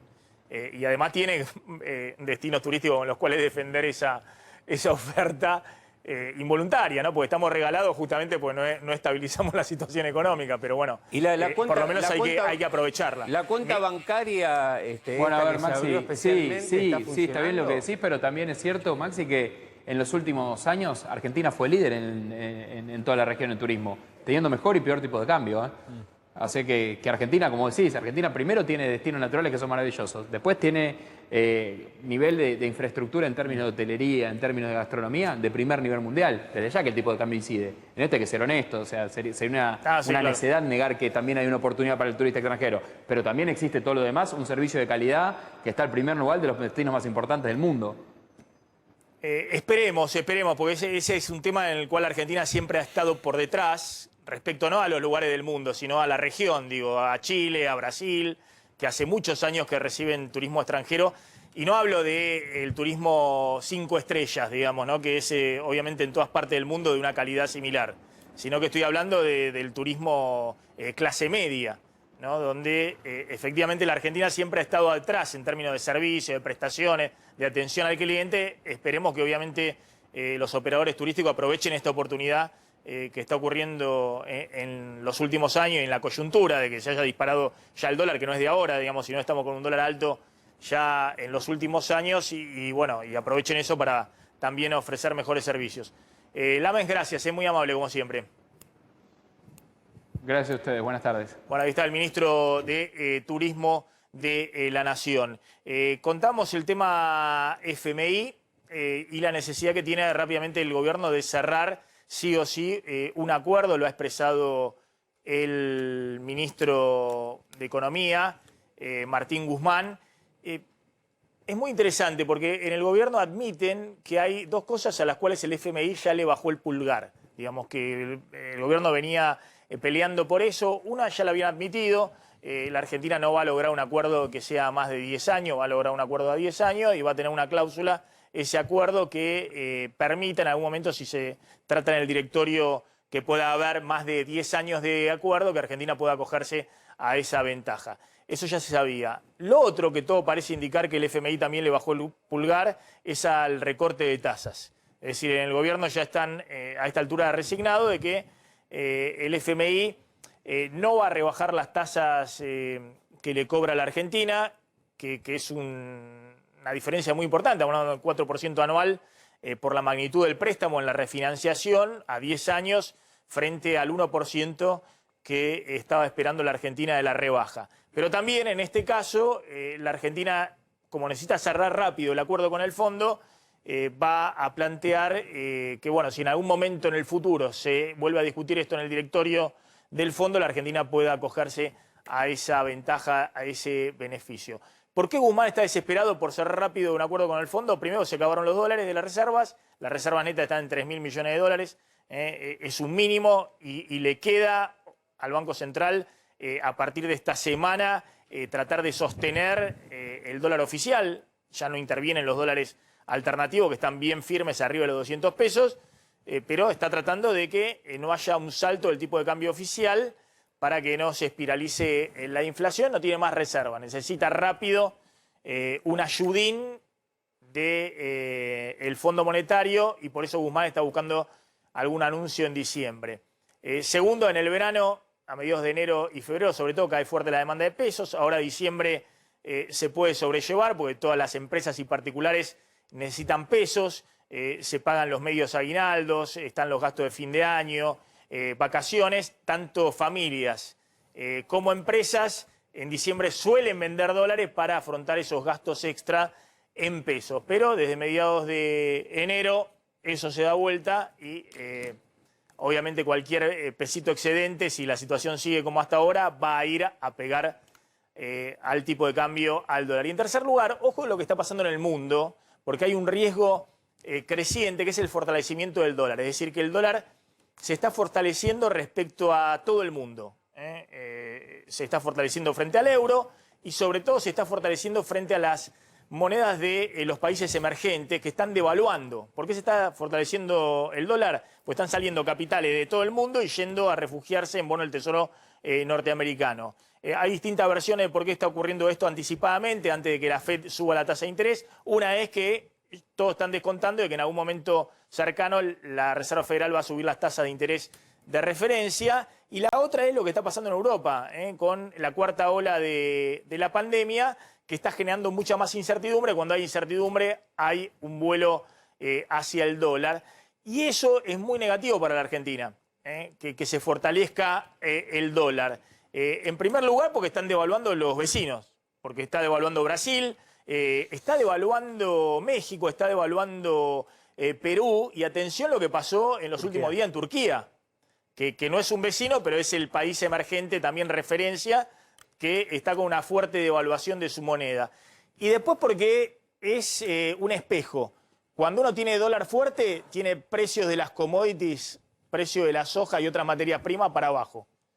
Y cuando uno tiene dólar depreciado, hay récord del precio de materias primas. De hecho, en los últimos 2 meses había el índice de dólar respecto a todas las monedas principales del mundo, estaba en 90 y llegamos a tener una soja arriba de los $500. Hoy ese índice está en 96, es decir, se fortaleció el dólar frente al resto de la moneda y el precio de la soja cayó a $430. O sea que, atención, que tampoco le queda mucho tiempo a Guzmán si se da vuelta la taba a nivel internacional respecto a lo que ha sido la bendición de este año, baja tasa de interés y precio récord de las materias primas que exporta la Argentina. Está Héctor Torres, que fue director en el Fondo Monetario, representando a Argentina y a otros países. Héctor, gracias por atendernos como siempre. Al contrario, gracias Maxi por invitarme. Bueno, muy simple la pregunta. ¿Ves cercano algún tipo de entendimiento con el FMI, algún anuncio, como dice Guzmán, que va a ocurrir en diciembre? La verdad que no creo que haya nada acordado hasta este momento. Eso no me parece. Ahora, evidentemente cercano sí, porque se acerca el momento en el cual nos vamos a quedar sin dinero. Con lo cual, o bien llegamos a un acuerdo o bien vamos a un default. En realidad, yo no estaría muy sorprendido si vamos a llegar hasta el borde del default antes de llegar a un acuerdo. Por el momento, puedo decir que lo que recojo en Washington es que no hay nada preacordado de lo que va a mandar al Congreso el presidente. Lo que no quiere decir que no haya habido conversaciones, que en fin, útiles, etcétera, pero me parece que estamos exagerando la noticia respecto a la primera semana de diciembre. Y la otra pregunta que te hago, porque ese es el otro riesgo que tiene la Argentina. Así como cuando la Argentina demoró y después terminó cerrando la reestructuración de la deuda en agosto del año pasado, desde entonces los bonos se derrumbaron 50%. Es decir, no es que la situación mejoró, sino que la situación empeoró. Acá también existe el riesgo de que si terminás haciendo un acuerdo con el fondo por la ventana, bueno, esté el acuerdo con el fondo, obviamente te alejes del escenario catástrofe, que sería default con el fondo, corrida bancaria o una situación peor, pero que no pase nada, que no cambie el escenario en el cual la Argentina sigue permanentemente con los dólares libres disparados y con la inflación muy elevada. Sí, es tal cual. En realidad el fondo te puede prestar dinero, pero no te puede prestar la confianza de los inversores. Esa la tenemos que ganar nosotros. Claro. Eso requiere, bueno, el programa con el fondo sería una oportunidad si está bien diseñado, está bien explicado y mayormente consensuado, primero dentro del espacio del gobierno y después con otras fuerzas políticas y sobre sociedad civil. Si eso es así y puede dar una idea para los inversores de cuál va a ser la política a mediano plazo de la Argentina, porque el acuerdo con el fondo en definitiva es un acuerdo bastante largo. Si eso es así, la confianza se puede recobrar, pero el acuerdo con el fondo no es mágico. En realidad, yo creo que a veces leo y me doy cuenta que hay demasiadas expectativas, como que el acuerdo con el fondo puede solucionar todo, a lo que acabas de decir. En realidad sí, te puede salvar del precipicio, pero salvarte del precipicio puede ser una oportunidad para especular en el corto plazo para los que tienen, digamos, medios e información. O sea, acuerdos con el fondo que han fracasado tenemos cantidad. Tenés una última pregunta, Claudio. Héctor, y digamos, ¿usted qué cree que hoy por hoy la diferencia entre Guzmán y el FMI pasa por el tema fiscal, por el tema cambiario, esto de la brecha y ver de qué manera se puede achicar? ¿Cuál es hoy el meollo que todavía no hace que haya un acuerdo entre Argentina y el fondo? Yo creo que el principal problema es saber cuál es el proyecto de país que tiene el Frente de Todos y cómo consensuarlo con las otras fuerzas vivas. Yo estimo que Guzmán lo que quiere es eso, y y el Fondo Monetario, hasta donde yo sé, la prioridad es generar reformas en la Argentina que permitan la creación de empleo privado formal. Y, por supuesto, aumentar las exportaciones, que son los dos temas más principales. Eso no quiere decir que en el corto plazo haya que reconciliar ingresos fiscales con egresos, porque como no tenemos financiación, para nosotros es muy preocupante las consecuencias de financiarlo solo con emisión, en una moneda en la cual no hay confianza, y no se puede ganar la confianza en la moneda subiendo tasas de interés simplemente, porque, nosotros sabemos que los argentinos podemos tener pesos en el bolsillo, pero tenemos solo dólares en la cabeza. Entonces vos subís la tasa de interés, en general en todos los países del mundo, eso genera un atractivo, para los ahorristas. En la Argentina lo que genera es una oportunidad para hacer una diferencia en dólares. Y si vos subís mucho la tasa de interés, los ahorristas saben que en algún momento eso se termina, y el tema pasa a ser cuándo saltamos al dólar, es decir, seguís con inestabilidad. A eso se agrega que si tenés un programa con el fondo que en realidad no vas a poder cumplir, cada 3 meses vas a tener una visita del staff y cada 3 meses tenés que pedirle un waiver al directorio. Y cada waiver o dispensa del directorio es una oportunidad de volatilidad. Eso puede generar una fatiga política impresionante y además realmente que fracase todo de nuevo.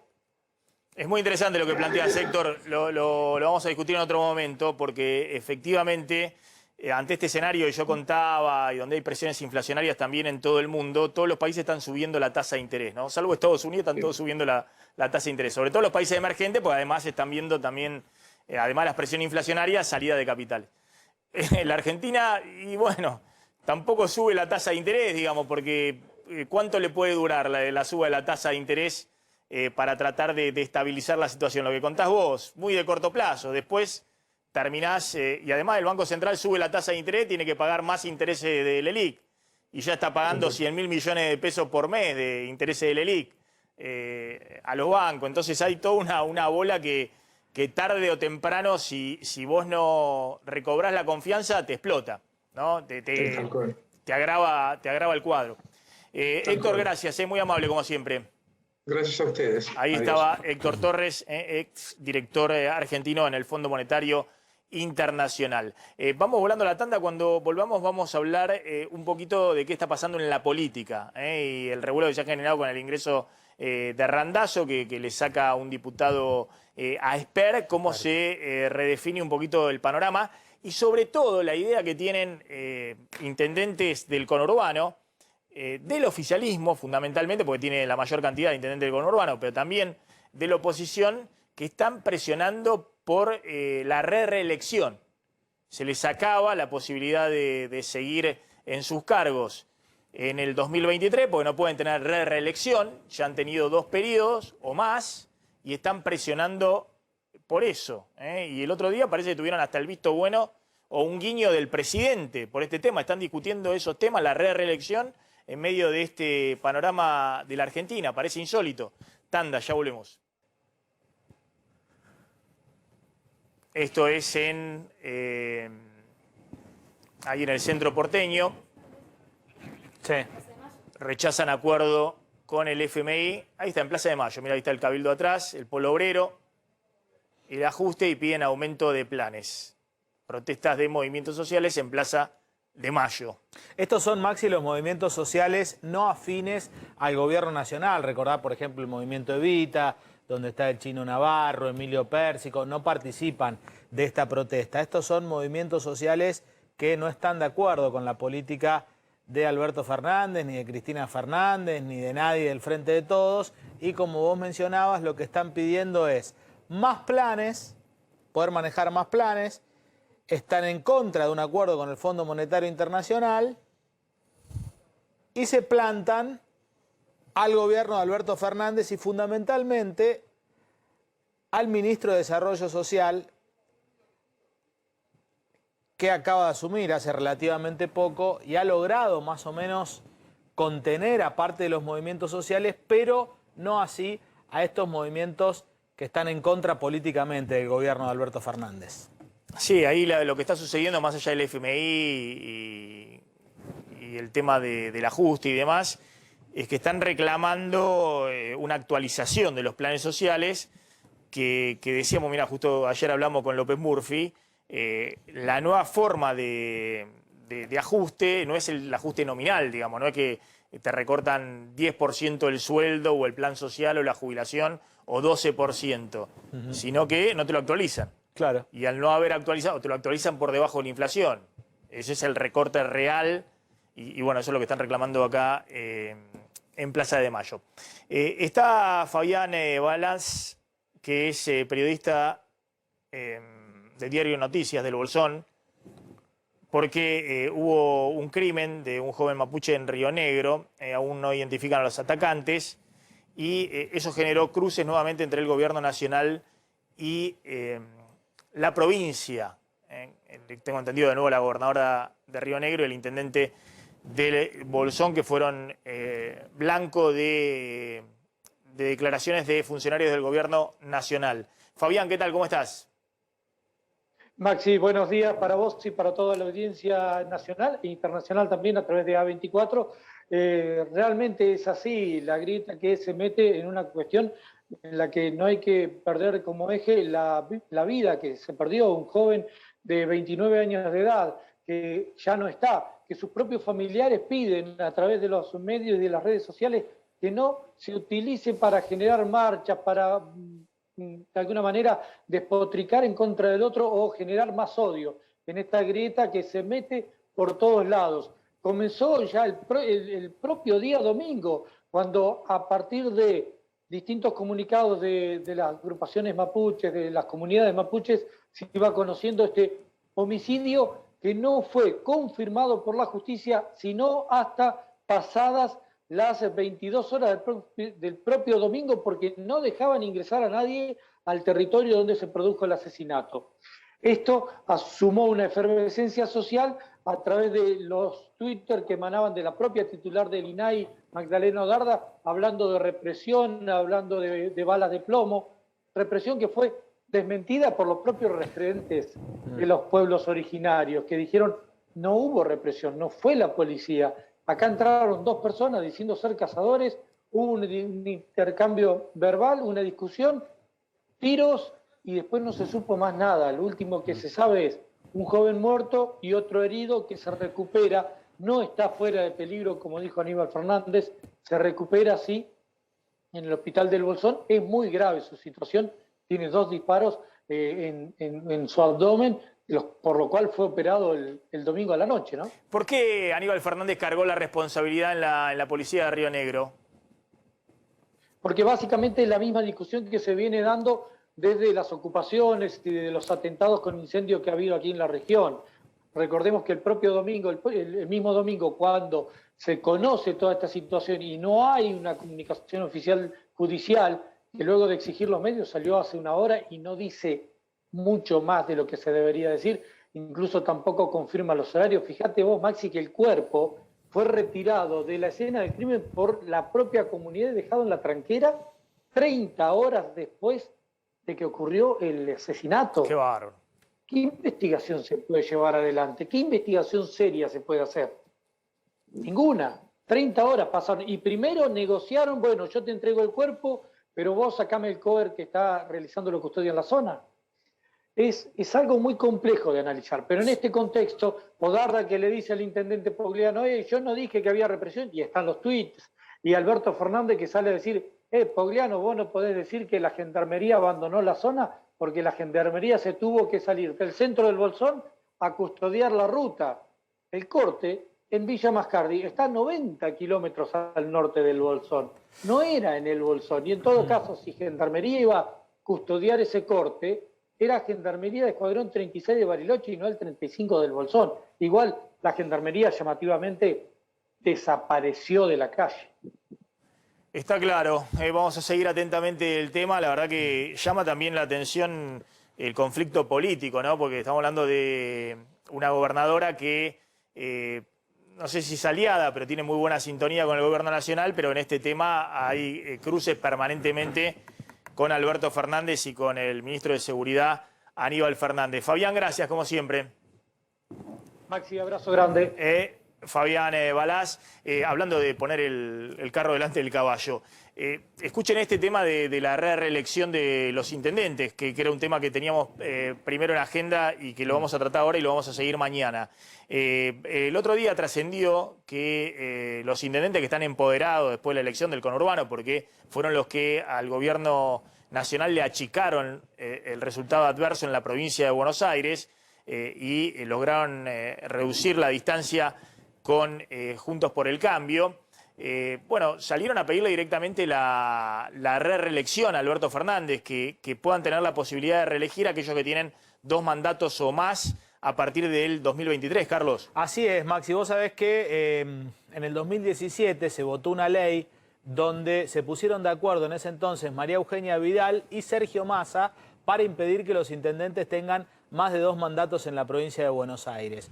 Hoy en la provincia, de 135 municipios que hay, 91 intendentes no podrían ser reelegidos por esta cuestión que les impide volver a ser parte de la opción electoral. Y como bien decías, la semana pasada en un asado que hubo en la Quinta de Olivos, muchos intendentes del conurbano le plantearon a Alberto Esos son Fernández, algunos de los más cercanos, por ejemplo, a Alberto Fernández, ¿no? Sí, hoy al gobierno nacional. Gustavo Menéndez, Leonardo Nardini, bueno, Descalzo, Mario Illi, de José Cepaz. El que está manejando toda esta negociación es el actual jefe de gabinete de Axel Kicillof, Martín Insaurralde. Hay un huequito ahí, por ejemplo, Juanchi Zabaleta, Insaurralde, que al estar en cargos en el gobierno nacional o provincial con licencia, podrían encontrar la vuelta y ser reelectos. Pero lo que le están planteando estos intendentes, y atención porque algunos de Juntos por el Cambio también se suben a este colectivo. Jorge Macri, en Vicente López. ¿Está a favor de la reelección? Sí, no lo hacen explícito, pero es así. No, te pregunto. Bueno, no lo he hecho explícito, pero podría... Parte de Juntos por el Cambio está a favor de la reelección. Sí. En San Isidro, por ejemplo, Gustavo Pose, y bueno, le podría dar votos, porque esto ¿cómo se resuelve? Esto se resuelve de 2 maneras, si querés. Ahí tenemos la placa, si me ayudás, por favor, de la producción. O modificás la actual ley, o la derogás por decreto, o se presenta un recurso de amparo. Para cualquiera de estas cuestiones, lo que necesitas es el consenso político entre la oposición y el oficialismo. Y el punto acá, Maxi, es que ni en el oficialismo ni en la oposición todos tienen el mismo pensamiento y la misma posición. ¿Quién quiere pagar el costo político? Por ejemplo, Sergio Massa me dicen que no quiere. Obviamente es un... Pero ¿cómo va a querer si en el 2017 junto a Vidal aprobó la posibilidad de que no haya reelecciones? Sí. Entonces, bueno, otros en Juntos por el Cambio lo aprobaron y ahora borran con el codo lo que escribieron con la mano. Está bien, pero me imagino que dentro de Juntos por el Cambio, la propia Vidal y otros referentes que acompañaron el fin de la reelección van a salir a acordar. Por eso te preguntaba cuál es la posición de Jorge Macri, Gustavo Pose y de otros intendentes de Juntos por el Cambio. Porque obviamente es un bochorno, es un papelón, un costo político enorme de que estén pidiendo la reelección, modificando una ley provincial o un decreto del presidente, que también pagaría un costo político, cuando obviamente la agenda, y más en este momento, cuando la agenda de la política debe ser otra, ¿no? A ver quién se garantiza la reelección. Hay intendentes del conurbano, del oficialismo, que vienen hace varios periodos. Bueno, Gustavo Pose también está hace no sé cuántos periodos en San Isidro. Pero hay otros que ya cumplieron 2 mandatos, van a cumplir en 2023. Sí, igual es una discusión que se está dando hoy dentro del Frente de Todos, fundamentalmente. Pero vos decís que también es una discusión en Juntos por el Cambio, de algunos intendentes que quieren la reelección en Juntos. Vamos volando a la tanda, ya volvemos.